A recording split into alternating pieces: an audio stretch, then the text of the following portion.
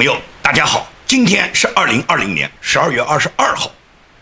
到了今天，也就是大选已经过去了将近50天了。那么离美国大选、美国新总统诞生到明年的1月20号还有1个月不到的时间。那么在这个阶段呢，大家呢心情呢都相当的沮丧，尤其前2天，川普总统发过一个推文，说是戒严就等于是谎言。当川普发出这个推文之后呢，很多支持川普的人呢，心情都非常沮丧，就认为肯定戒严不了了哇，川普都这样讲了哇，那么不戒严就没有办法来反转这个局面了嘛。这是所有人认为戒严军管是川普总统动用雷霆手段最终解决问题的唯一方法了。大部分人是这么想的。当川普总统写到这么一个推文，就说是不可能去戒严的时候，或者说戒严就是谎言的时候，绝大部分人就崩溃了，他们认为没希望了。其实是不是这样的？可以讲，我看到这个推文之后，一开始我也很震惊，但是我认真分析了以后，我认为不完全是这样。大家首先应该理解到，作为一个重大的历史人物，像川普总统这种划定历史的人物，他要做出一个重大决定的时候，是绝不可能是随随便便考虑，一定是深思熟虑的。而且你想想看，当满天都嚷嚷的军管和戒严时候，这个军管戒严还能起到效果吗？如果真要做这个事，是不会到处去讲的。等到你看到的时候，结果已经发生了，你看到的就是这个结果。所以我相信川普总统那么有谋略的人，绝对不会满天下去嚷嚷我们马上要戒严，我们要军管。我认为川普不会这样去做。那么为什么大家都有这个期待，而为什么川普身边的幕僚都不断地去推崇这个事呢？我觉得这很正常，因为每一个支持川普行动的，包括那些期待川普总统能够立即能够解决问题的人，尤其是心情比较激切嘛，都认为这个问题现在就要解决，不能再拖了。很多呢，川普身边的一些幕僚、一些律师呢，他们会有自己的个人考虑、个人建议，而这种建议呢，往往通过公开发表，比方说推特嘛。那么林伍德大律师就多次发表过，要求川普总统一定要行雷霆万钧之事。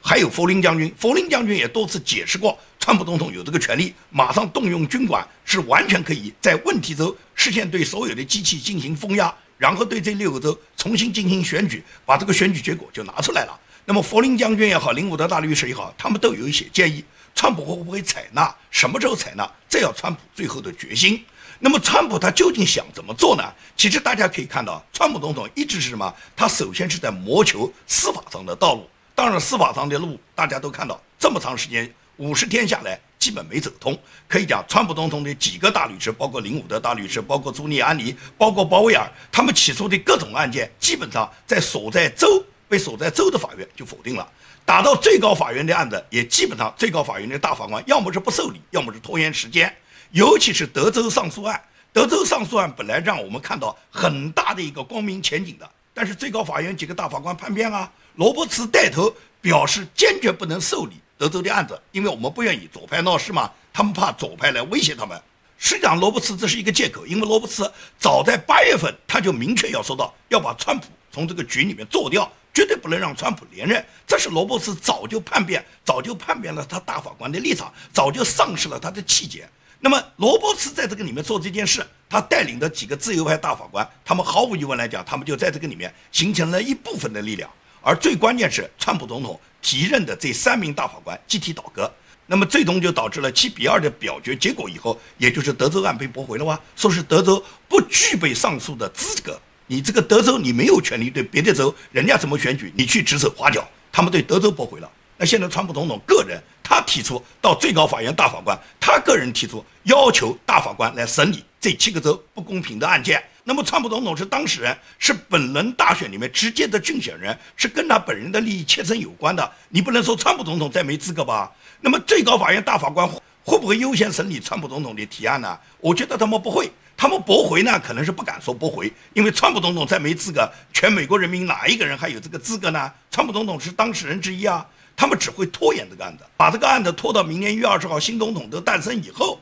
也就是最高法院大法官，他们不打算履行他们的职责，不打算履行国家赋予他们神圣的职责，不打算对得起自己的良心，对得起自己的良知，也不打算维护美国的宪法，他们只打算跟民主党沆瀣一气，他们只打算出卖美国人民。这就是大法官现在绝大部分的大法官他们本人的做法，我们已经看到，除了那2个坚持原则的大法官，但毕竟寡不敌众，也就是9个大法官只有2个坚持原则有什么用？另外7个都反对，显然川普总统他的司法道路几乎是走不通啊！你可以看这50多天来，川普总统上诉的几十个案的几乎胜诉都为零啊！所以说，在司法道路走不通的情况下，那么下面议会道路能不能走通呢？麦康奈尔是叛变了。麦康奈尔的叛变实际上是给川普总统巨大的一个背后捅了一刀，也就是让人家认为所有的共和党，尤其是参议院大部分的参议员跟着麦康奈尔跑的这帮人，他们就不再支持川普总统。那么在1月6号，两院也就是参议院和众议院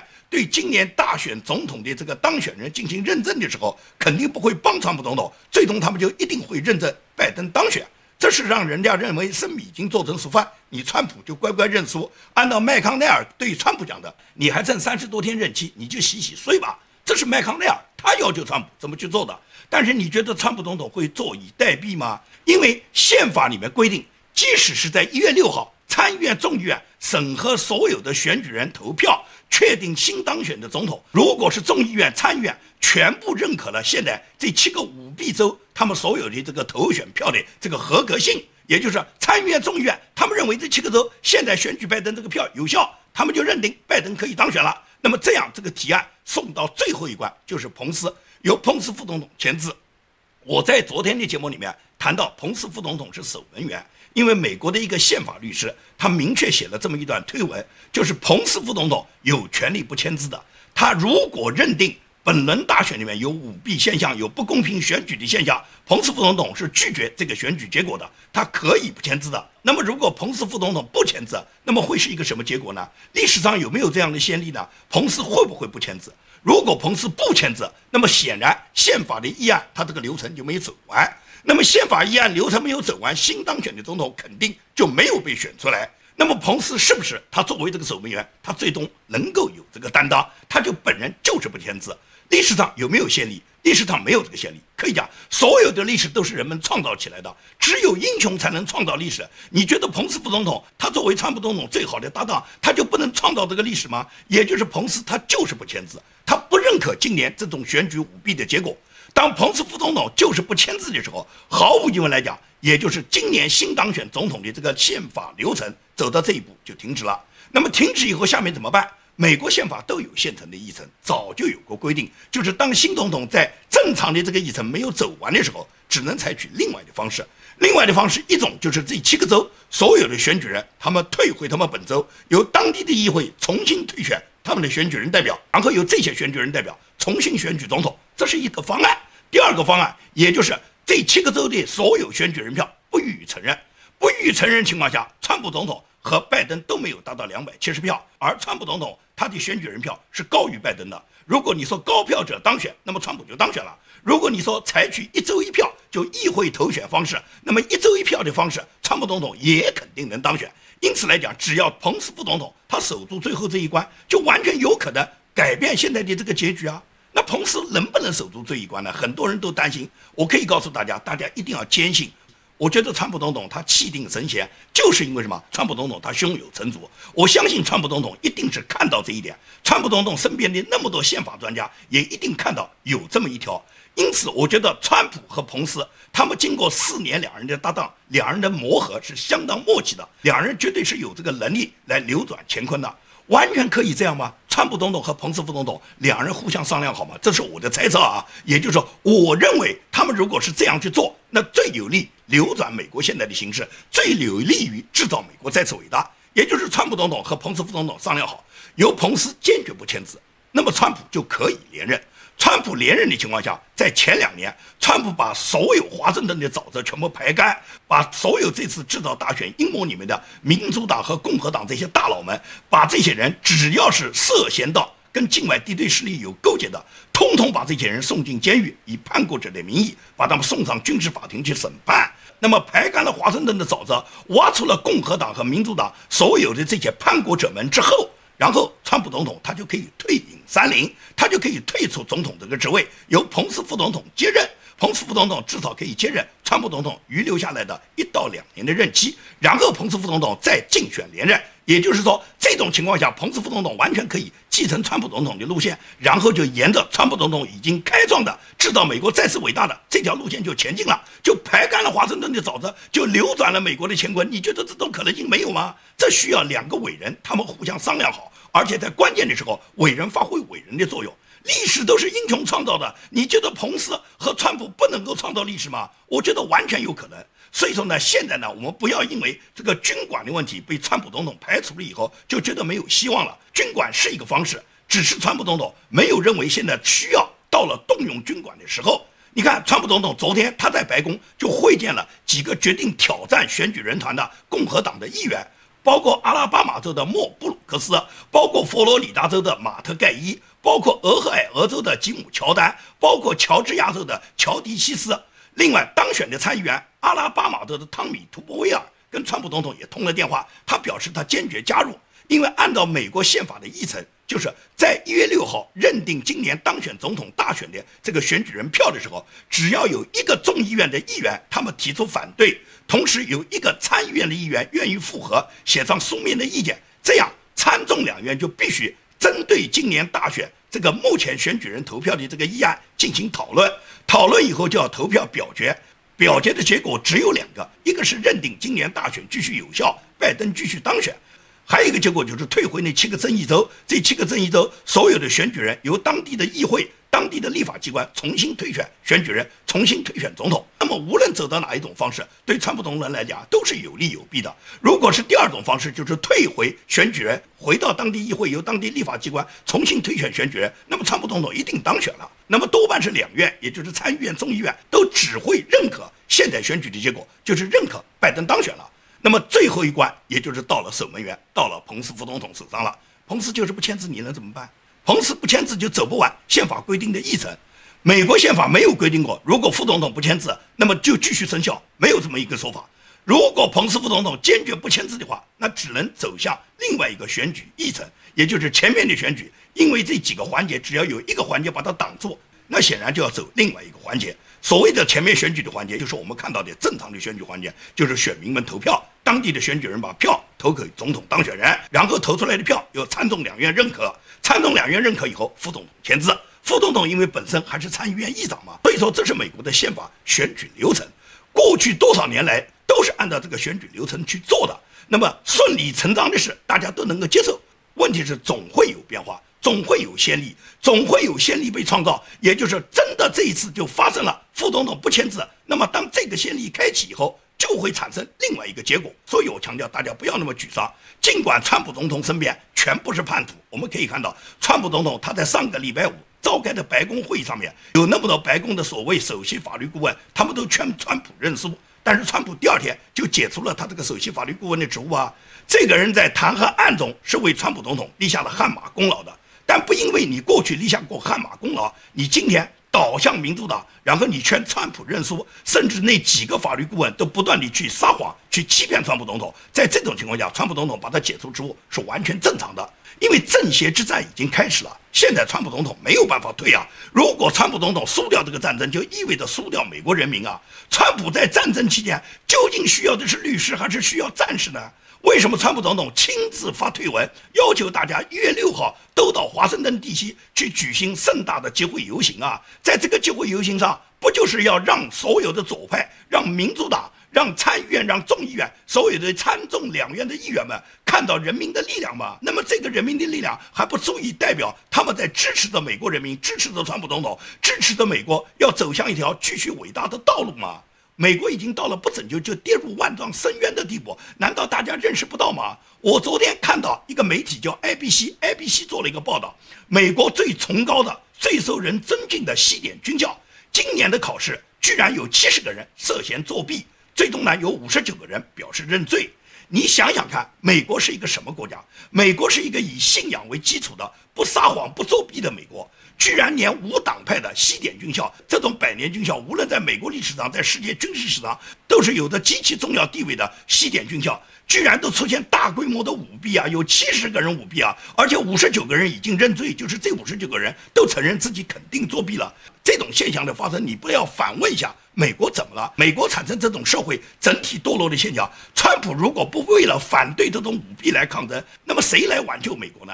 很多人都是约定俗成的惯例，认为总统选举到了这一步，现在选举人已经选出了拜登，而且参众两院一定是认可拜登，那么最终彭斯肯定签字，拜登就当选了，是这样的吗？也就是参众两院一定都会认可是拜登当选吗？当参众两院如果有一个院不认可，那么会产生一个什么问题呢？或者就算参众两院都认可，彭斯不签字，那么又会是一个什么结果呢？你想过没有吗？很多人都讲彭斯到了最后一定签字，那你对彭斯这个人不了解。彭斯这个人是标标准准的清教徒，是基督徒。彭斯这一辈子他都遵循着上帝的指导，他在任何时候都是按照基督文化、按照基督教义来指导他自己的行为的。可以讲，彭斯这一辈子就没有单独跟任何一个女生吃过饭。如果任何一个异性、一个女性要跟彭斯副总统在一起吃饭、在一起聚餐，彭斯副总统一定是带着夫人一块去的。这标志着什么？标志着彭斯这个人比较古板，他这个人完全遵守上帝的教义，但同时也告诉你，彭斯这个人是极其守规则的人。因此来讲，作为彭斯副总统，现在历史给了他担当，可以讲神在指导他，告诉他，他如果当好这个守门员，就能守住基督文化，守住美国先父们建立的这个以基督文化建国的这个传统价值观。到了这时候，上帝赋予他这个责任，难道彭斯他没有这个能力和这个勇气去担当吗？你怀疑彭斯的能力吗？担任过2任印第安纳州的州长，担任过常年的参议员，在跟川普总统搭档的这4年，作为副总统，可以讲彭斯是起到了绿叶衬红花的作用。他非常的低调，但是彭斯很坚毅。所以说，我认为彭斯是挑得起这个担的，是守得住这个门。最终，彭斯和川普总统一起能够制造美国的再次伟大。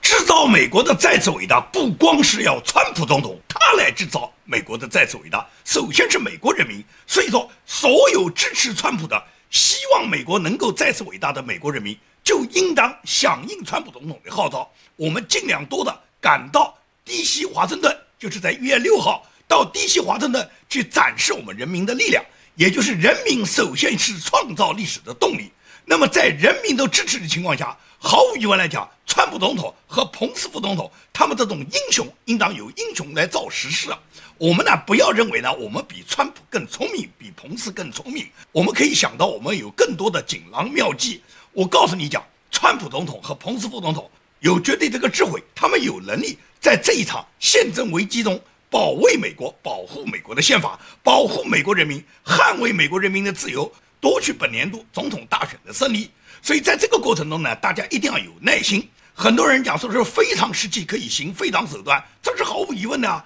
林肯当年如果没有林肯的违宪，有那么伟大的总统林肯吗？林肯之所以伟大，就在于林肯当机立断啊。当时林肯是抓捕了那些大部分的造谣媒体的总编辑和那些媒体的老板啊，也就是林肯就把他们抓了。抓完了一个首席大法官是判林肯违宪的啊，林肯把大法官也抓了。所以说，林肯当年如果没有这个魄力，林肯就诞生不了这个美国历史上最伟大的总统之一。今天川普总统的局面比林肯要复杂的多，因为当时林肯总统他那个年代可以讲还没有那么发达，尤其没有什么互联网嘛，那时候媒体是传播消息的主要来源，媒体一旦造谣就会在老百姓里面蛊惑人心嘛。所以说，林肯总统就抓捕了那些媒体，然后斩断了这些媒体传谣造谣的这些货源。所以说，林肯总统当时就当机立断。而今天呢，川普总统他所面对的形势比林肯总统要复杂的多，因为今天互联网非常发达，可以讲川普总统他做的任何一件事，他说的任何一句话，很可能这件事需要极度保密的，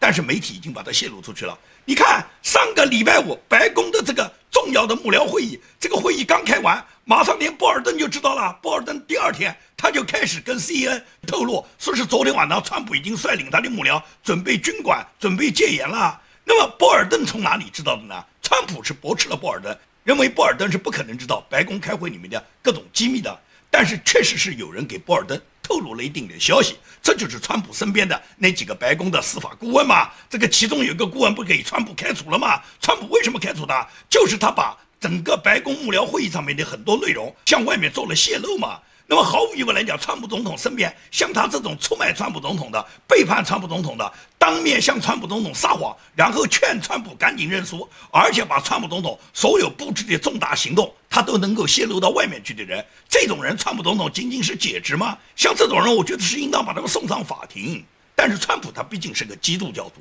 川普是美国宪政的守护者，他目前来讲还一步一步很有耐心的和他自己很有信心的希望走完宪政框架下的每一步。那么在这个过程中，我相信川普总统是有预案的，就是宪政框架走完这些过程以后，仍然达不到目的以后，我觉得川普总统会行雷霆万钧之势的。在这种情况下，大家对他要有耐心。这2天，美国现在已经正式宣布说，给每个美国公民要发600块钱。这个600块钱的这个议案，川普总统在大选之前他就多次提出过，不是要给大家每人发600，他是给每人要不少于上次第一次发放的那个金额，而且把儿童跟大人一样，也就是每个美国人至少要发到1200。但是这个议案呢，南希·佩洛西呢一直是把它阻挡着，就是不让这个方案实施，不让美国人获得这个美国政府的救济款。他是不愿意这些美国民众感谢川普，把票投给川普。现在大选投票已经结束了，马上就是圣诞节，所以说呢，美国呢这2天已经研究，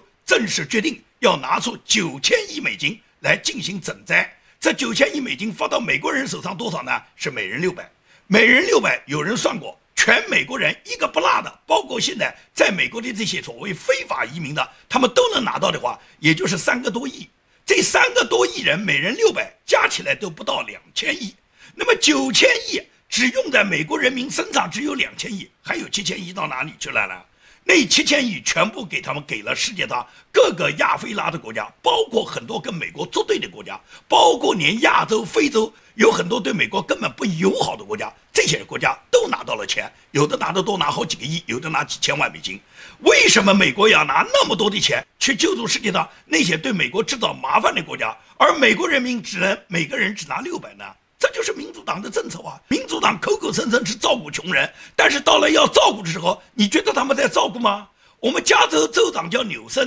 11月17号就率领着他一批幕僚跑到餐厅里面去用餐。纽森这个人在加州是规定任何餐厅不准营业的，餐厅里面哪怕把餐桌摆到户外去营业，纽森都不允许，要所有的警察把他们的餐桌把他们收掉。但是他自己带着幕僚到餐厅里面去就餐，也就是他民主党就是说一套做一套，他们要老百姓不能就餐，但是他自己可以去就餐。他这个就餐排场大得很啊，他就餐光小费就给了3000美元啊，他们整个吃喝的酒水费用一共15000美元，这个钱谁买单啊？是不是纳税人买单啊？他纽森个人愿意掏15000美元的酒水费，另外给3000美元的小费吗？我不相信，多半是用了纳税人的钱。那么也就是民主党的这些人口口声声讲的多么好听，但是他们做的事情是多么的肮脏。他们这种做法跟中国共产党有什么区别啊？跟周恩来、毛泽东这种人有什么区别啊？这仅仅是加州的一个州长啊。那么你想想看，民主党的大佬呢，佩洛西呢？佩洛西在他一次机会演讲中遭到所有在场的美国民众对他的强烈的抨击啊！大家在这个会场上面一直指着佩洛西，喊到佩洛西滚蛋，喊到民主党滚蛋。Hey.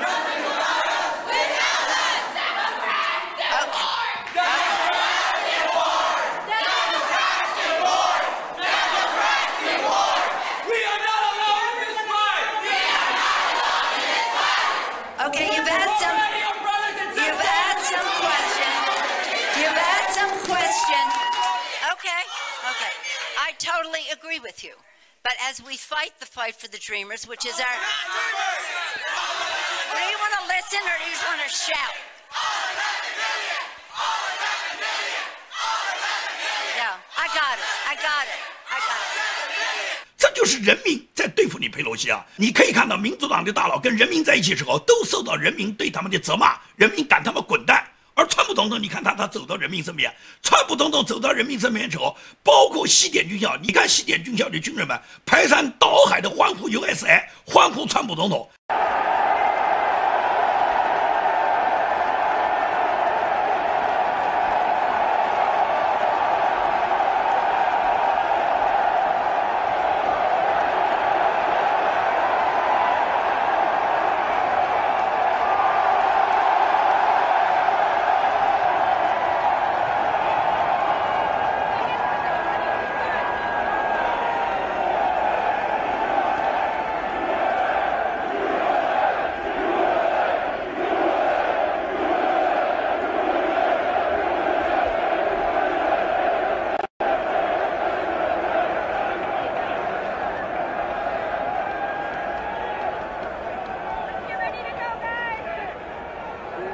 可以讲历史上有哪个总统获得军人这么大的欢呼啊？川普总统就获得了，说明川普总统人民拥护他。刁难川普总统的就是左派的那几个记者，每次在记者招待会上面刁难川普，就是那些记者，他们给川普总统挖坑，而川普总统走到人民中间的时候，总是受到人民雷霆般的欢呼。南希·佩洛西呢？南希·佩洛西他在对待人民的时候，人民怎么对待他？人民都喊民主党滚，喊你佩洛西滚。As we fight the fight, you don't. It's clear. It's clear you don't want any answers. Just stop it now. Just stop it now. Just stop it now. Let's stop it now. Just stop it. 佩洛西拿着